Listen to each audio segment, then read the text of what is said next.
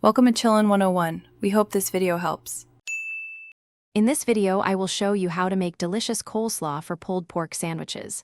First, you'll need to gather your fresh ingredients.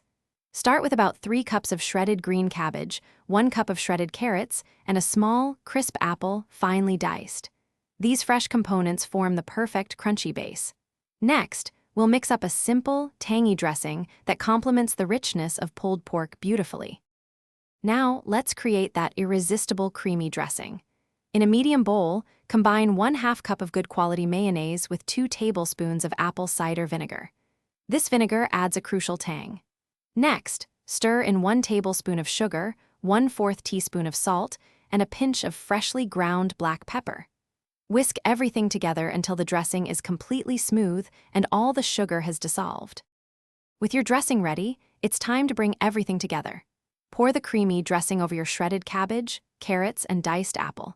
Using a large spoon or spatula, gently fold the ingredients until everything is thoroughly coated. Be careful not to overmix, as this can make the cabbage watery. Once mixed, cover the bowl and refrigerate the coleslaw for at least 30 minutes. This chilling time is essential for the flavors to meld beautifully. Your delicious homemade coleslaw is now ready to elevate your pulled pork sandwiches.